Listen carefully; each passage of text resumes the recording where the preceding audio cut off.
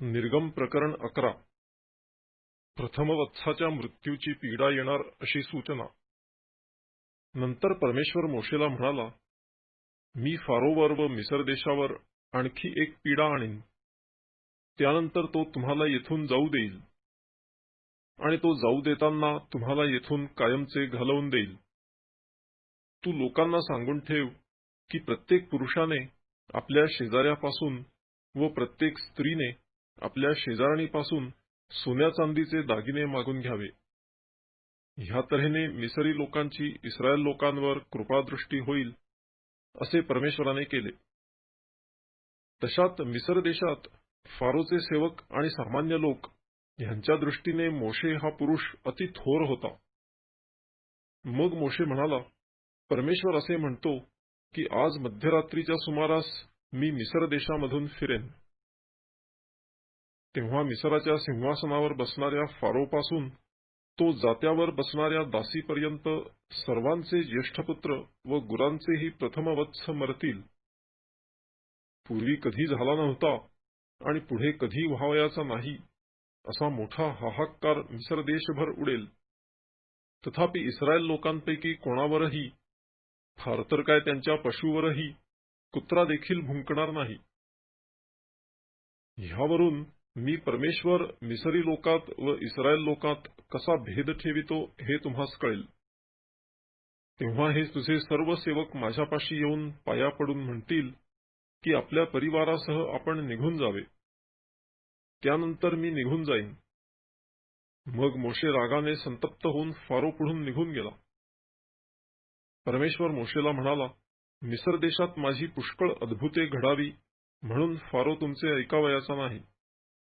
मोशे व अहरोन ह्यांनी फारो समोर ही सर्व अद्भुते केली, तरी परमेश्वराने फारोचे मन कठीण केले आणि त्याने इस्रायल लोकांना आपल्या देशातून जाऊ दिले नाही. निर्गम प्रकरण 12. वल्हांडण. मग परमेश्वराने मिसर देशात मोशे व अहरोन ह्यांना सांगितले की हा महिना तुम्हाला आरंभीचा महिना व्हावा, तुमचा हा वर्षाचा पहिला महिना व्हावा.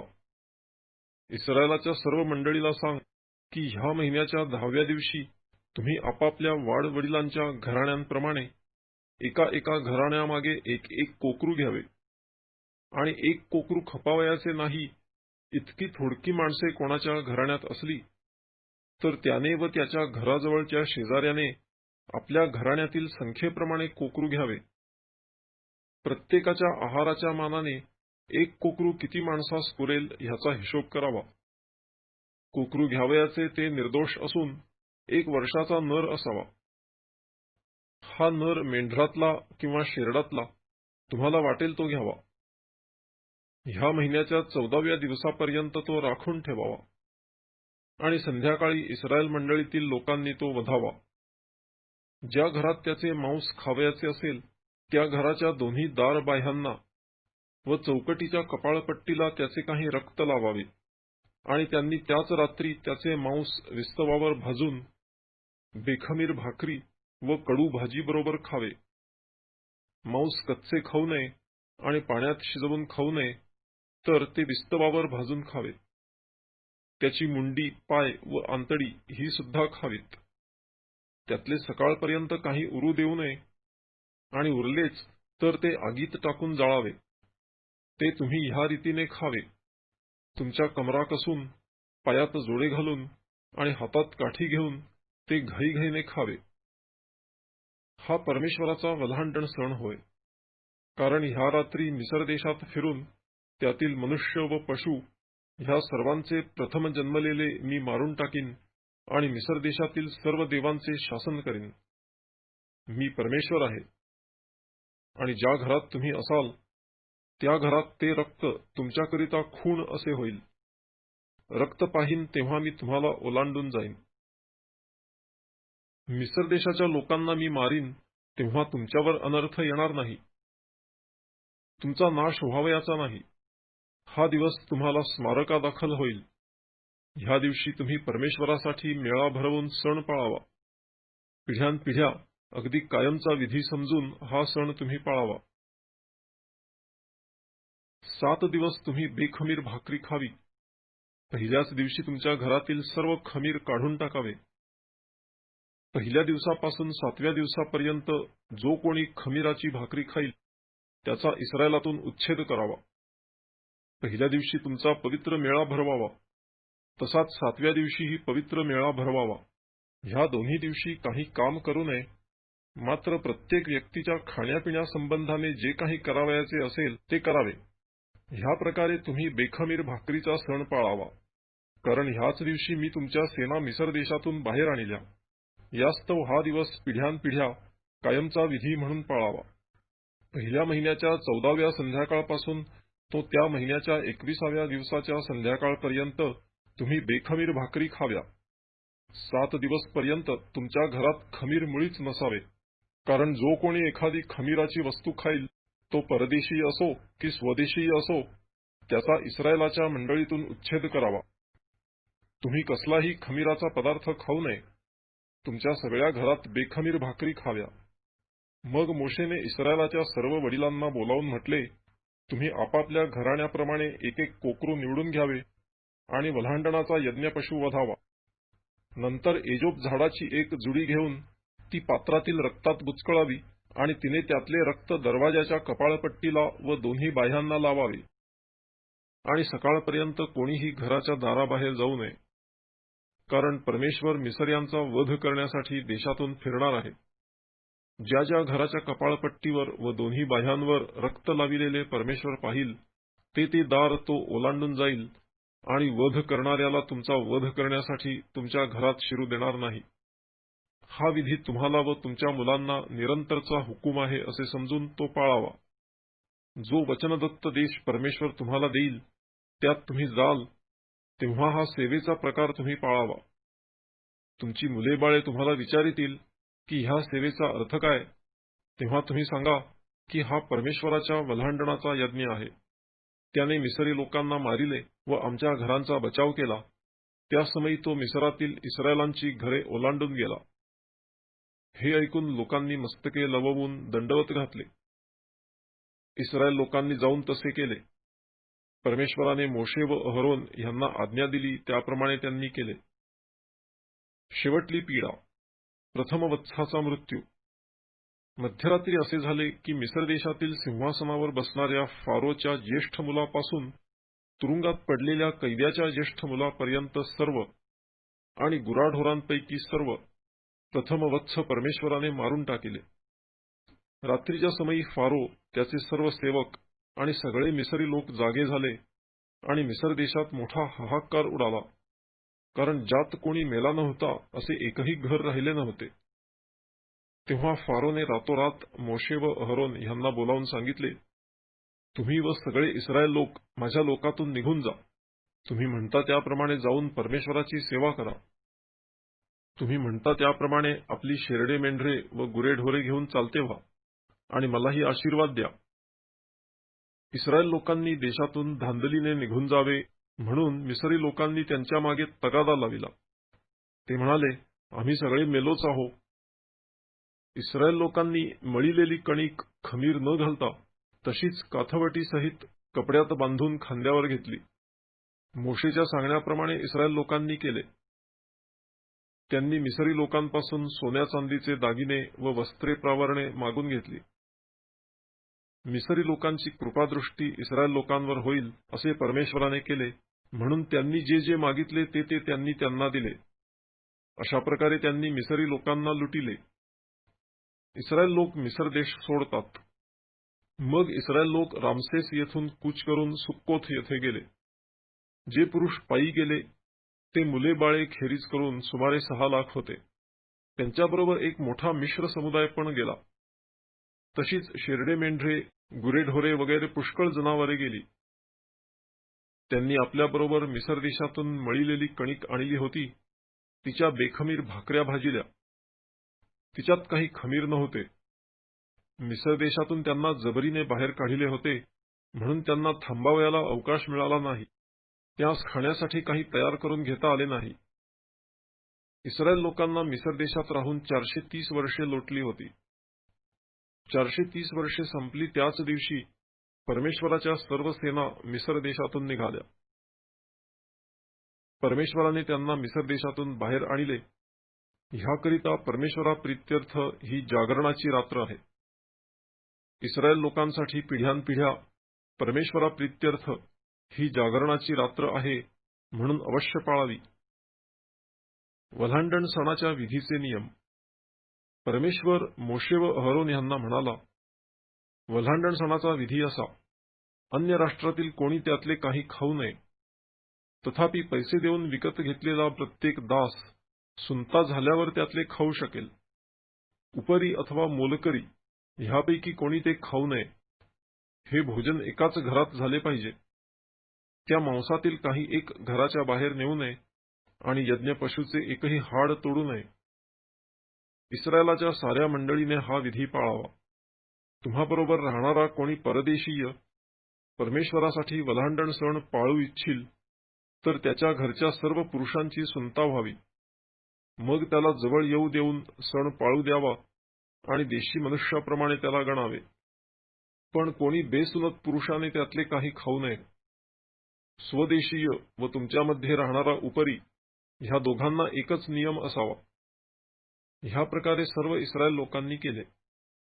परमेश्वराने मोशे व अहरोन यांना आज्ञा केल्याप्रमाणे त्यांनी केले.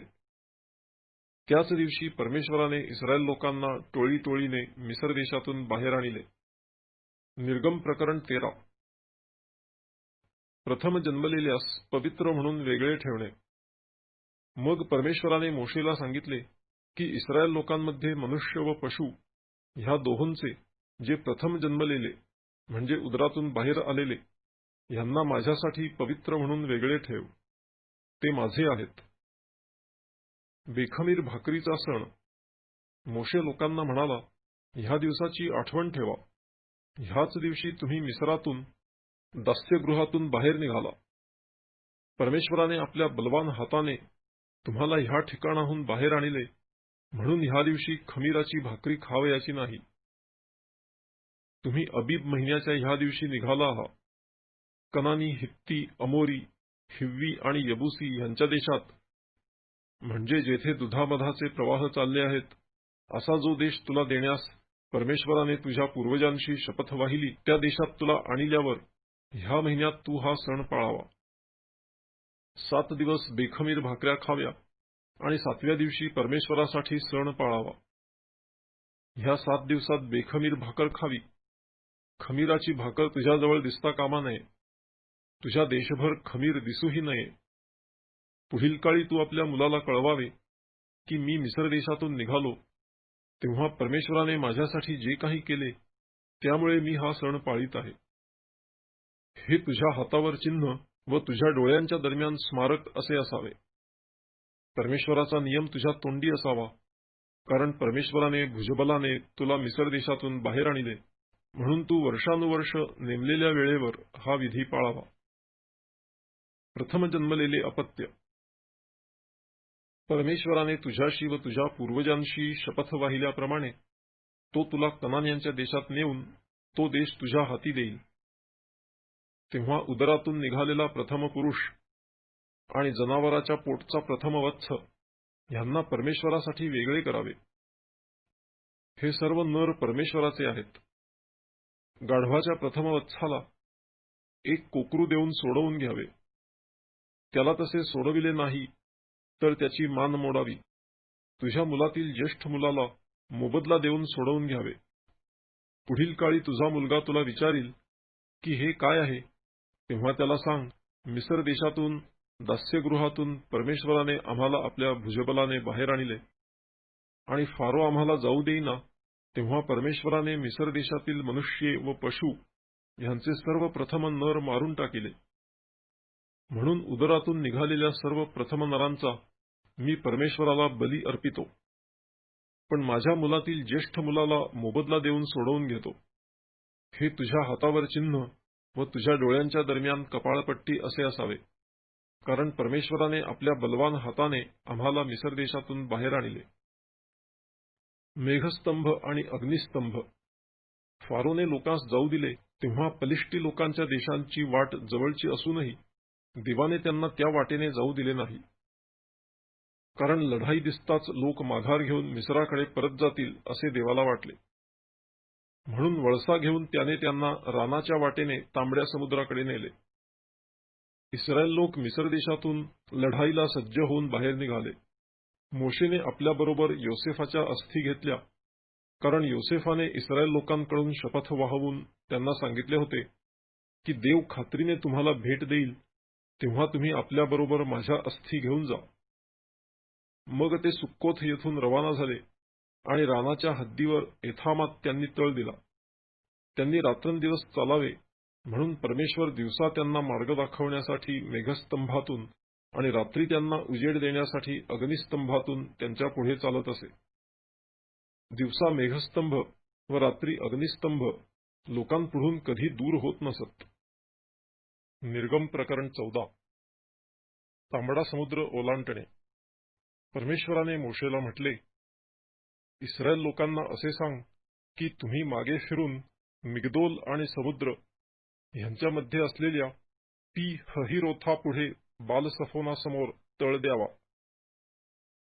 त्यासमोर समुद्राजवळ आपले डेरे उभारावे. मग फारो इस्रायल लोकांसंबंधाने म्हणेल की ते देशात गोंधळले आहेत, त्यांचा रानात कोंडमारा झाला आहे. मी फारोचे मन कठीण करीन आणि तो त्यांचा पाठलाग करील. ह्या प्रकारे फारो व त्याची सर्व सेना ह्यांच्यावर मी गौरवशाली होईन आणि मी परमेश्वर आहे हे मिसरी लोक ओळखतील. मग त्याप्रमाणे त्यांनी केले. इस्रायल लोक पळून गेले आहेत हे वर्तमान मिसराच्या राजाला कळले. तेव्हा फारोचे व त्याच्या सेवकांचे मन त्या लोकांसंबंधाने बदलले व ते म्हणू लागले की इस्रायल लोकांना आपल्या गुलामगिरीतून सुटून जाऊ दिले हे आम्ही काय केले. तेव्हा त्याने आपला रथ तयार करून आपले लोक आपल्याबरोबर घेतले. त्याने 600 निवडक रथ व मिसरातले सर्व रथ त्यावरील सरदारांसह बरोबर घेतले. परमेश्वराने मिसराचा राजा फारो ह्याचे मन कठीण केले आणि तो इस्रायल लोकांच्या पाठीस लागला. इस्रायल लोक तर मोठ्या अवसानाने चालले होते. मग फारोचे सर्व घोडे, रथ व स्वार ह्यासह मिसरी सैन्याने त्यांचा पाठलाग करून पी हहिरोथा नजीक व बाल सफोनासमोर समुद्रतीरी त्यांनी तळ दिला होता तेथे त्यांना गाठिले. फारो नजीक येऊन ठेपला. इस्रायल लोकांनी टेहळून पाहिले, तो मिसरी लोक आपल्या पाठोपाठ येत आहेत असे त्यांना दिसले. तेव्हा त्यांना फार भीती वाटली व ते परमेश्वराचा धावा करू लागले. ते मोशेला म्हणाले, मिसरात काय कबरा नव्हत्या म्हणून तो आम्हाला येथे रानात मरायला आणले. आम्हाला तू मिसरातून बाहेर आणले ते काय म्हणून? आम्ही तुला नव्हतो का म्हणत की आम्ही आहो ते ठीक आहो, आम्हाला मिसरी लोकांची गुलामगिरी करीत राहू दे. येथे रानात मरून जावे त्यापेक्षा मिसऱ्यांच्या गुलामगिरीत राहणे परवडते. मोशे लोकांना म्हणाला, भिवू नका, स्थिर उभे रहा आणि परमेश्वर आज तुमचे जे तारण करील ते पहा. कारण ज्या मिसरी लोकांना तुम्ही आज पाहत आहात ते पुन्हा कधीही तुमच्या नजरेस पडावयाचे नाहीत. परमेश्वर तुम्हासाठी लढेल, तुम्ही शांत रहा. मग परमेश्वर मोशेला म्हणाला, माझा धावा करीत काय बसलास? इस्रायल लोकांना सांग की पुढे चला. तू आपली काठी उचलून आपला हात समुद्रावर उगार व त्याचे 2 भाग कर, म्हणजे इस्रायल लोक भर समुद्रातून कोरड्या भूमीवर चालतील. आणि पहा, मी स्वतः मिसऱ्यांची मने कठीण करीन आणि ते त्यांच्या पाठीस लागतील. आणि फारो, त्याची सर्व सेना, त्याचे रथ व त्याचे स्वार ह्यांच्यावर मी गौरवशाली होईन. फारो, त्याचे रथ व त्याचे स्वार ह्यांच्यावर मी गौरवशाली झाल्याने मी परमेश्वर आहे हे मिसरी लोक ओळखतील. तेव्हा देवाचा दूत इस्रायली सेनेच्या पुढे चालत असे. तो निघून सेनेच्या मागे गेला आणि मेघस्तंभ त्यांच्या आघाडीहून निघून त्यांच्या पिछाडीस उभा राहिला. तो मिसऱ्यांची सेना आणि इस्रायलांची सेना ह्यांच्या दरम्यान आला. तो ढग व अंधार होता तरी रात्रीचा प्रकाश देत होता. रात्रभर एका पक्षाला दुसऱ्या पक्षाकडे जाता आले नाही. मोशेने आपला हात समुद्रावर उगारिला तेव्हा परमेश्वराने रात्रभर पूर्व दिशेचा जोराचा वारा वाहवून समुद्र मागे हटविला. त्यामुळे पाण्याचे 2 भाग झाले व मधली जमीन कोरडी झाली. इस्रायल लोक भर समुद्रात कोरड्या जमिनीवरून चालू लागले आणि उजवीकडील व डावीकडील पाणी त्यांच्यासाठी भिंतीसारखे झाले. तेव्हा मिसर्यांनी त्यांचा पाठलाग केला आणि फारोचे सर्व घोडे, रथ व स्वार त्यांच्या पाठोपाठ समुद्रामध्ये गेले. आणि रात्रीच्या शेवटल्या प्रहरी परमेश्वराने अग्नीच्या व मेघाच्या स्तंभातून मिसरी सेनेकडे पाहून त्यांची त्रेधा उडविली. त्याने त्यांच्या रथांची चाके काढून ते चालविणे कठीण केले. तेव्हा मिसरी लोक म्हणू लागले, आपण इस्रायलांपासून पळून जाऊ, कारण परमेश्वर त्यांच्या बाजूने मिसर्यांशी लढत आहे. परमेश्वर मोशेला म्हणाला, आपला हात समुद्रावर उगार, म्हणजे पाणी पूर्वीसारखे जमून मिसर्यावर, त्यांच्या रथांवर व स्वारांवर येईल. मोशेने समुद्रावर आपला हात उगारिला, तेव्हा दिवस उजाडल्यावर समुद्र परतून त्याचा लोट पूर्वीसारखा वाहू लागला. त्यापुढे मिसरी लोक पळू लागले, पण परमेश्वराने त्यांना समुद्रामध्ये उलथून पाडिले. पाणी पूर्वीच्या जागेवर परत आले आणि रथ, घोडे आणि फारोची सर्व सेना जी त्यांच्या पाठीस लागून समुद्रामध्ये गेली होती, ती सर्व त्यात गडप झाली. त्यातला एकही वाचला नाही. पण इस्रायल लोक भर समुद्रात कोरड्या जमिनीवरून चालून गेले आणि उजवीकडील व डावीकडील पाणी त्यांच्यासाठी भिंतीसारखे झाले. अशा प्रकारे परमेश्वराने त्या दिवशी मिसर्यांच्या हातातून इस्रायल लोकांना तारिले आणि मिसरी लोक समुद्रतीरी मरून पडलेले इस्रायलांनी पाहिले. परमेश्वराने मिसर्यांना आपला प्रबळ हात दाखविला, तो इस्रायलांनी पाहिला. तेव्हा त्यांनी परमेश्वराचे भय धरिले आणि परमेश्वरावर आणि त्याचा सेवक मोशे याच्यावर विश्वास ठेविला.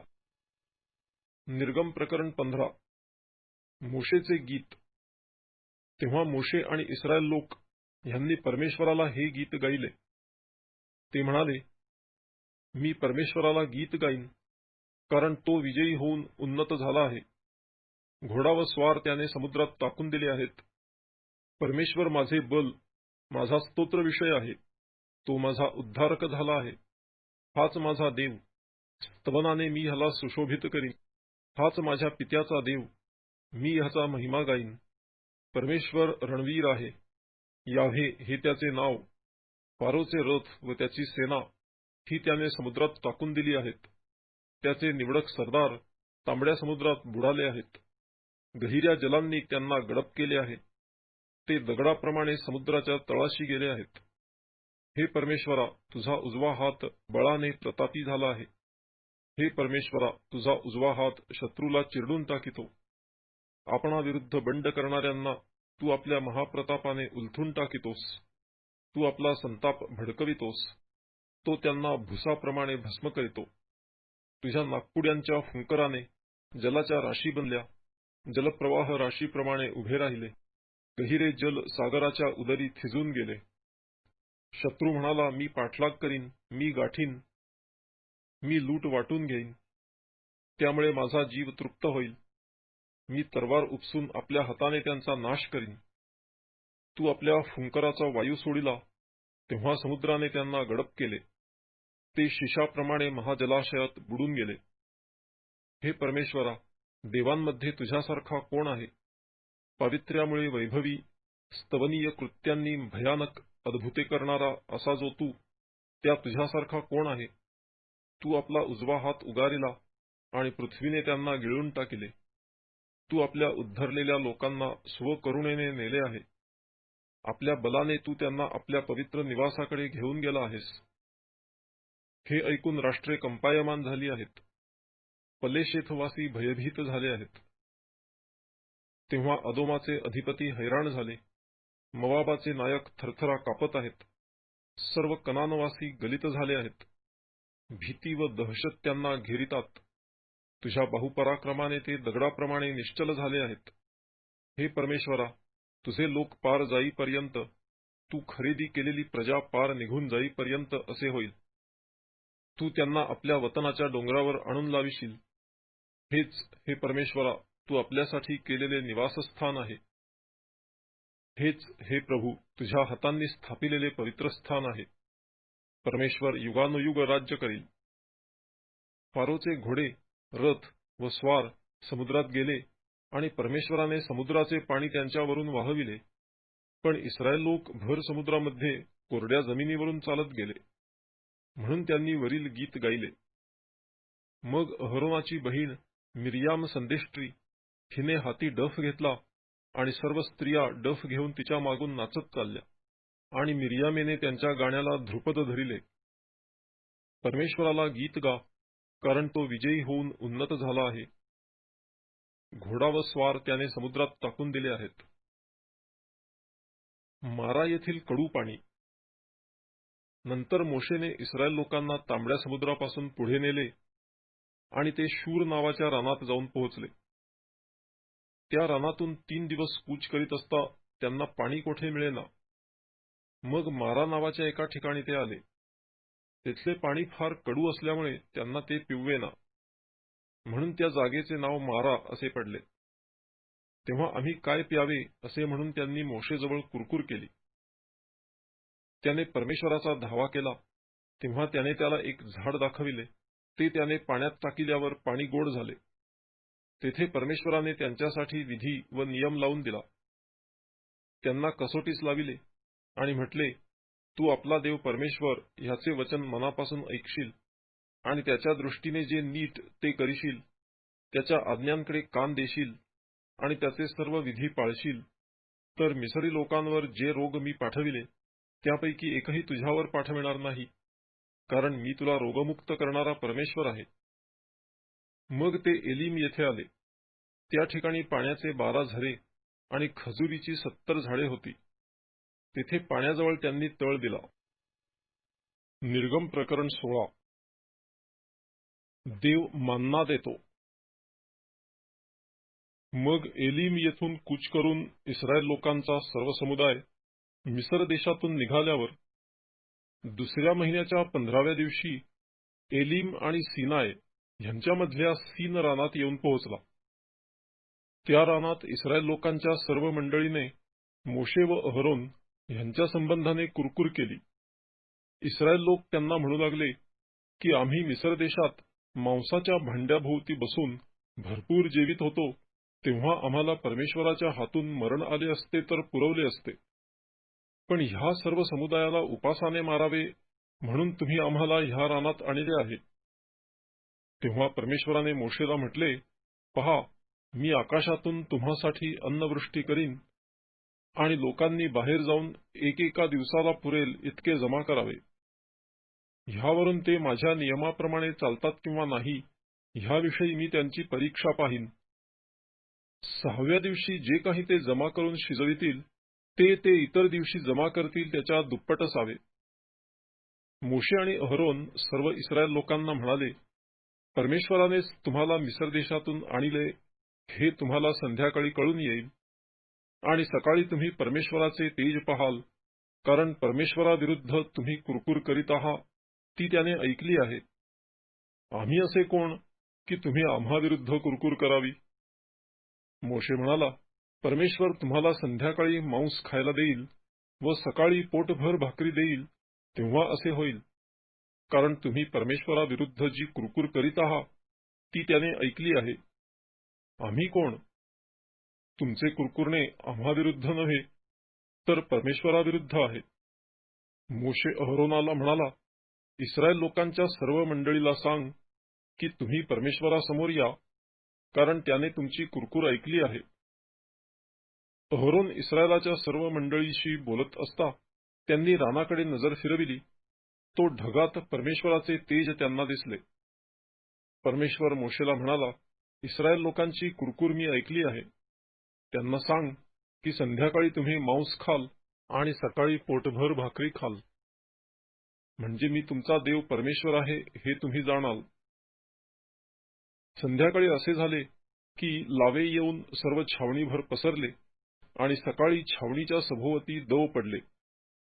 हे पडलेले दव सुकून गेले तेव्हा त्या रानातील सर्व भूमीवर खवल्यासारखे हिमकणा एवढे बारीक कण पसरलेले नजरेस पडले.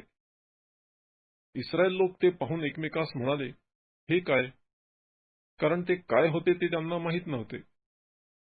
मोशे त्यांना म्हणाला, परमेश्वराने तुम्हाला खायला दिले आहे ते हेच.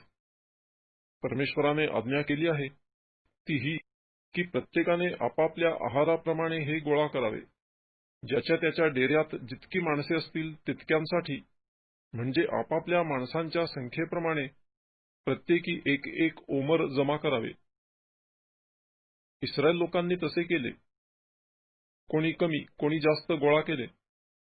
त्यांनी ओमरच्या मापाने ते मापून पाहिले, तेव्हा ज्याने फार गोळा केले होते त्याचे अधिक भरले नाही, तसेच ज्याने थोडे गोळा केले होते त्याचे काही कमी भरले नाही.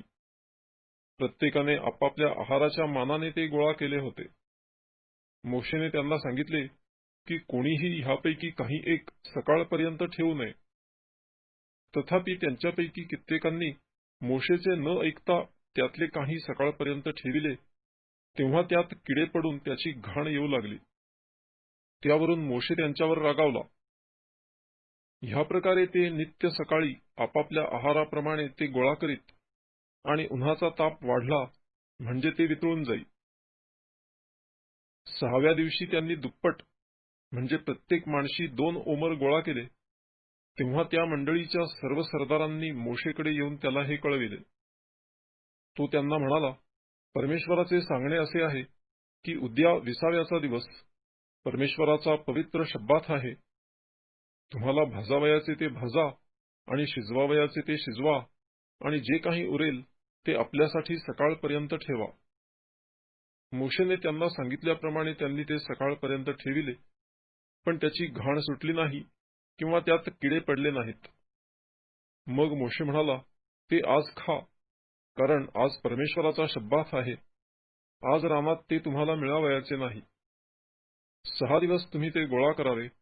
7वा दिवस शब्बात आहे, त्या दिवशी काही एक नसणार. तरी 7व्या दिवशी ते गोळा करण्यासाठी काही लोक बाहेर गेले, पण त्यांना काही मिळाले नाही. तेव्हा परमेश्वराने मोशेला म्हटले, माझ्या आज्ञा व माझे नियम पाळावयाला तुम्ही कोठवर नाकारणार? पहा, परमेश्वराने तुम्हाला शब्बात दिला आहे, म्हणून 6व्या दिवशी तो तुम्हाला 2 दिवसांचे अन्न देतो. 7व्या दिवशी प्रत्येकाने आपापल्या ठिकाणी स्वस्थ असावे. आपले ठिकाण सोडून कोणीही बाहेर जाऊ नये. ह्याप्रमाणे लोकांनी 7व्या दिवशी विसावा घेतला. इस्रायल लोकांनी त्या अन्नाचे नाव मान्ना ठेविले. ते धण्यासारखे पांढरे असून त्याची चव मध घालून केलेल्या पोळीसारखी होती. मोशे म्हणाला, परमेश्वराने अशी आज्ञा दिली आहे की ह्यातले 1 ओमरभर पुढल्या पिढ्यांच्या लोकांसाठी ठेवा. मी तुम्हाला मिस्र देशातून काढून आणून रानात कोणत्या प्रकारचे अन्न दिले हे त्यांना ह्यावरून दिसेल. तेव्हा मोशे अहरोनाला म्हणाला, एक पात्र घेऊन त्यात 1 ओमरभर मन्ना घाल. ते तुमच्या पुढील पिढ्यांसाठी परमेश्वरासमोर राखून ठेवावयाचे आहे. परमेश्वराने मोशेला आज्ञा केल्याप्रमाणे ते जतन करावे म्हणून साक्षपटासमोर अहरोनाने ते ठेविले. इस्रायल लोक वस्ती असलेल्या देशात जाऊन पोहोचेपर्यंत 40 वर्षे मान्ना खात होते. कनान देशाच्या सरहद्दीपर्यंत जाऊन पोहोचेपर्यंत ते मान्ना खात होते. ओमर हा एफाचा 10वा भाग आहे. निर्गम प्रकरण 17. खडकातून पाणी. गणना प्रकरण 20 पदे 1 ते 13. मग इस्रायल लोकांच्या सर्व समुदायाने सीन रानातून कूच केले आणि परमेश्वराच्या आज्ञेप्रमाणे मजल करून रफिदीम येथे तळ दिला. तेथे त्यांना प्यायाला पाणी नव्हते, म्हणून ते मोशेशी भांडू लागले व म्हणाले, आम्हाला प्यायाला पाणी दे. तेव्हा मोशे त्यांना म्हणाला, तुम्ही माझ्याशी का भांडता? परमेश्वराची परीक्षा का पाहता? पण तेथे लोकांना पाण्याचा शोष लागला आणि ते कुरकुर करून मोशेला म्हणाले, आम्हाला, आमच्या मुलांना व आमच्या गुराढोरांना तहानेने मारून टाकायला तू आम्हाला मिस्र देशातून बाहेर का आणलेस? मोशेने परमेश्वराचा धावा करून म्हटले, ह्या लोकांना मी काय करू? हे तर मला जवळजवळ दगडमार करायला तयार झाले आहेत. परमेश्वर मोशेला म्हणाला, तू लोकांच्या पुढे जा, इस्रायलातील काही वडील माणसे बरोबर घे, आणि जी आपली काठी तू नील नदीवर आपटलीस ती हाती घेऊन चाल. पहा, होरेब डोंगरावरील एका खडकावर मी तुझ्यापुढे उभा राहीन. तू त्या खडकावर काठी आपट म्हणजे त्यातून पाणी निघेल. लोक ते पितील. आणि इस्रायलांच्या वडिलांदेखत मोशेने तसे केले. मोशेने त्या ठिकाणाचे नाव मस्सा आणि मरीबा म्हणजे कलह असे ठेविले, कारण इस्रायल लोकांनी तेथे कलह केला आणि परमेश्वर आमच्यामध्ये आहे किंवा नाही असे म्हणून परमेश्वराची परीक्षा पाहिली. अमालेकाबरोबर युद्ध. मग अमालेक येऊन रफिदीम येथे इस्रायल लोकांशी लढू लागला. तेव्हा मोशेने यहोशवाला सांगितले, आपल्यातले काही पुरुष निवडून काढ आणि जाऊन अमालेकाशी युद्ध कर. उद्या मी देवाची काठी हाती घेऊन टेकडीच्या माथ्यावर उभा राहीन. मोशेच्या सांगण्याप्रमाणे यहोशवाने केले व तो अमालेकाशी लढू लागला.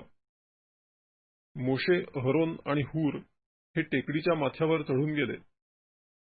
त्या समयी असे झाले की मोशे आपले हात वर करी तेव्हा इस्रायलाची सरशी होई, व तो आपले हात खाली करी तेव्हा अमालेकाची सरशी होई.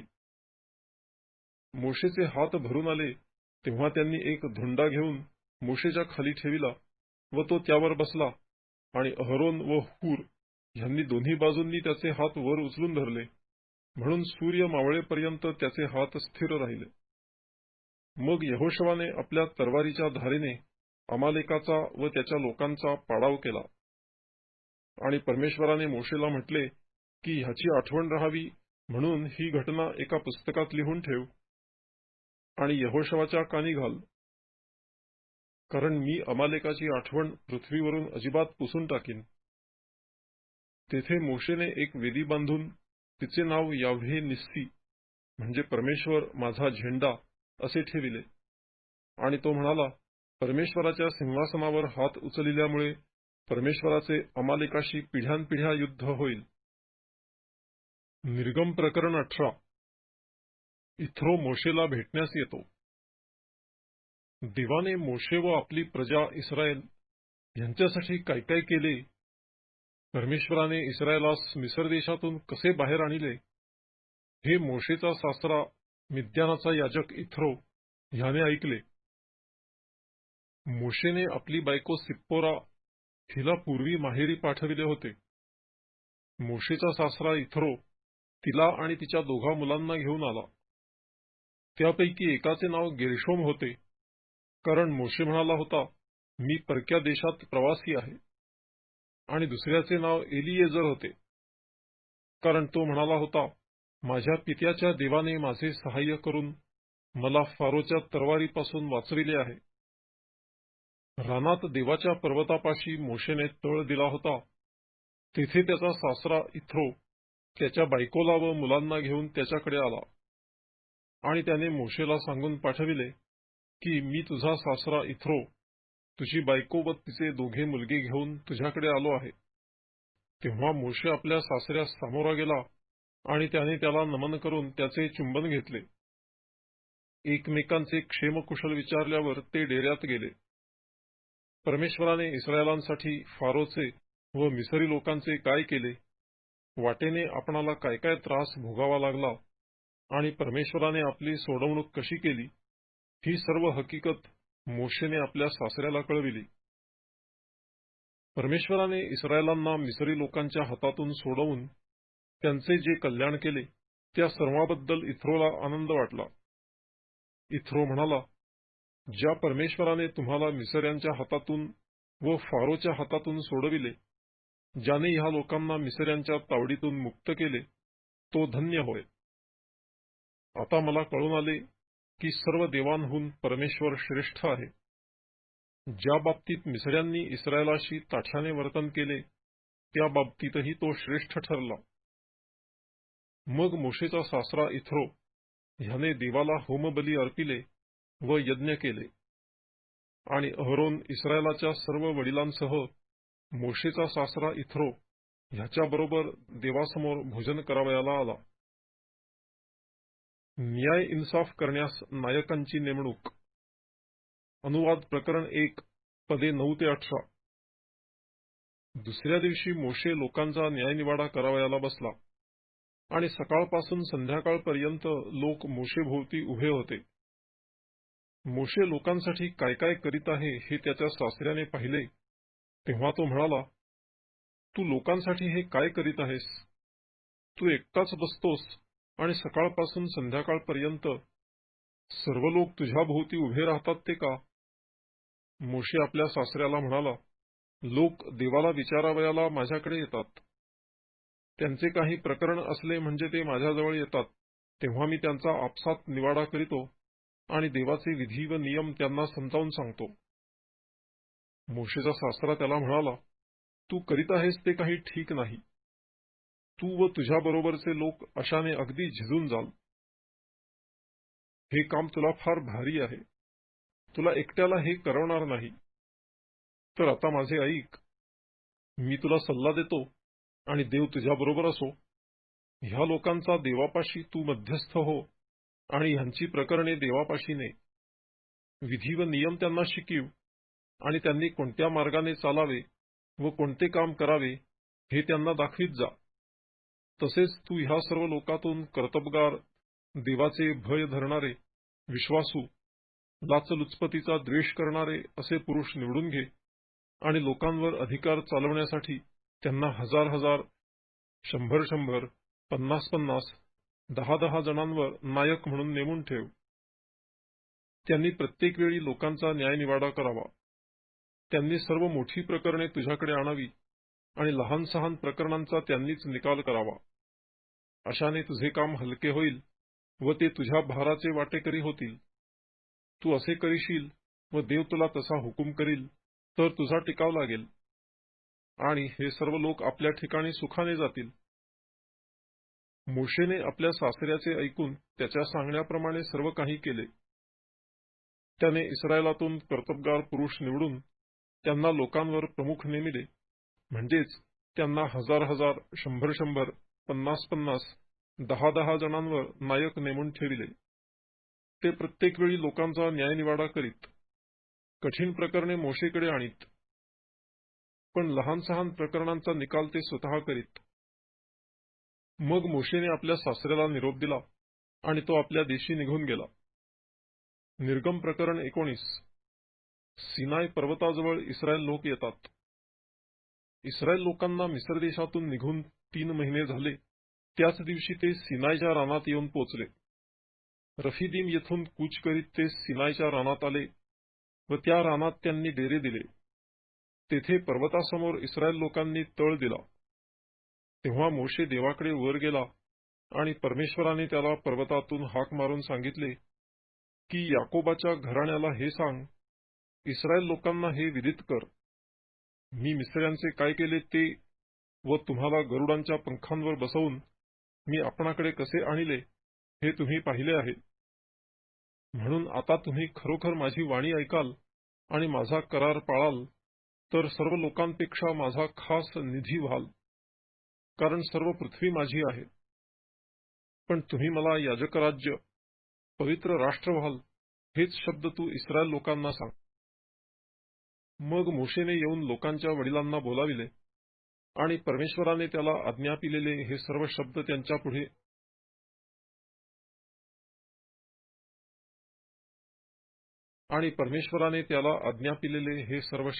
पुढे मांडिले. तेव्हा सर्व लोकांनी एकमुखाने उत्तर दिले, परमेश्वराने सांगितले आहे ते सर्व आम्ही करू. मोशेने लोकांचे हे शब्द परमेश्वराला कळविले. मग परमेश्वर मोशेला म्हणाला, पहा, मी दाट ढगातून तुझ्याकडे येतो ते ह्या हेतूने की मी तुझ्याशी बोलत असताना लोकांनी ऐकावे आणि तुझ्यावरही नेहमी विश्वास ठेवावा. मोशेने लोकांचे म्हणणे परमेश्वराला सांगितले. परमेश्वर मोशेला म्हणाला, तू लोकांकडे जा आणि त्यांना आज व उद्या पवित्र कर. त्यांनी आपले कपडे धुवावेत. 3रा दिवस येईपर्यंत त्यांनी तयार राहावे, कारण 3ऱ्या दिवशी सर्व लोकांदेखत परमेश्वर सिनाय पर्वतावर उतरेल. तू लोकांसाठी सभोवताली मर्यादा आख आणि त्यांना सांग, संभाळा, पर्वतावर चढू नका, त्याच्या कडेला शिवू नका. जो कोणी पर्वताला स्पर्श करील त्याला अवश्य जिवे मारावे. त्याला कोणी हात लावू नये.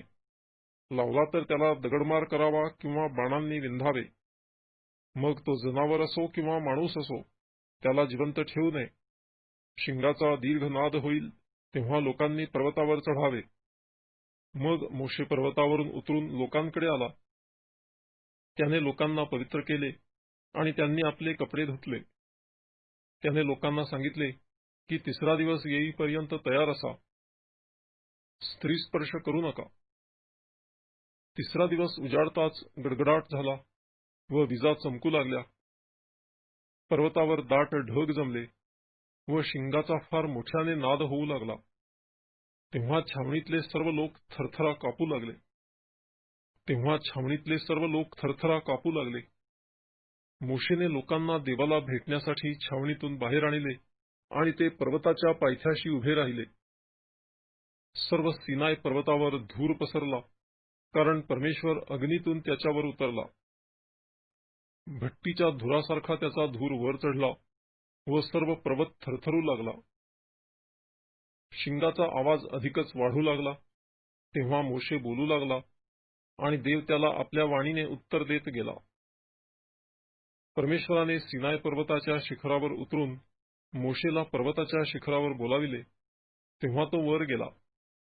परमेश्वर मोशेला म्हणाला, खाली जाऊन लोकांना ताकीद दे, नाहीतर ते मर्यादा ओलांडून काय आहे ते पहावयास परमेश्वराकडे येतील आणि त्यांच्यापैकी पुष्कळ मरतील.